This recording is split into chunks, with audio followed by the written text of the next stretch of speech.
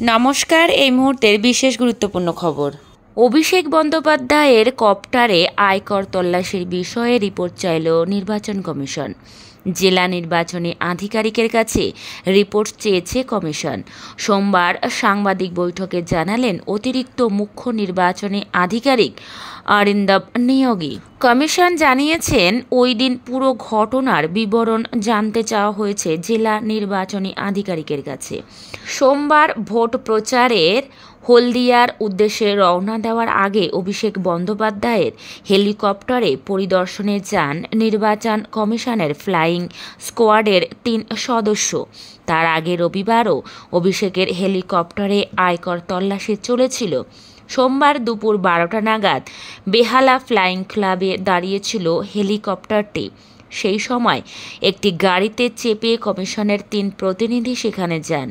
গাড়িটিতে election on duty লেখা ছিল। ৩ প্রতিনিধির একজন জানান তাদের সেখানে যেতে বলা হয়েছে এবং দেখতে বলা হয়েছে, তবে এর অতিরিক্ত কিছু জানাননি ওই ৩ জন।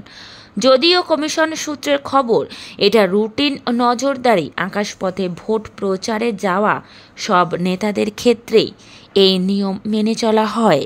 রবিবার অভিষেকের কপ্টারে তল্লাশি চালান আয়কর দপ্তরের আধিকারিকেরা। বেহালা ফ্লাইং ক্লাবে এসে হাজির হন আয়কর দপ্তরের আধিকারিকেরা। অভিষেকের নিরাপত্তারক্ষীদের আটকে তার কপ্টারে তন্ন তন্ন করে খুঁজে দেখেন তারা।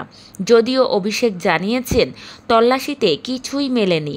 এক্স হ্যান্ডেলে অভিষেক এই ঘটনায় কেন্দ্রকে আক্রমণ করে লেখেন, এনআইএর ডিজি এবং এসপিকে সরানোর বদলে আজ নির্বাচন কমিশন এবং বিজেপি তাদের ধামাধারী আয়কর দপ্তরের আধিকারিকদের পাঠিয়েছিল আমার হেলিকপ্টারে তল্লাশি চালাতে। যদিও তাতে কোনো লাভ হয়নি, কারণ কিছুই পাওয়া যায়নি। সোমবার কংগ্রেস সাংসদ রাহুল গান্ধীর কপ্টারেও তল্লাশি চলে।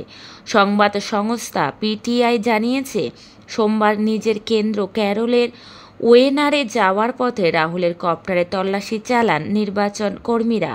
কংগ্রেস সাংসদের কপ্টারে আয়কর তল্লাশি নয়, হানা দিয়েছে নির্বাচন কমিশনের ফ্লাইং স্কোয়াড।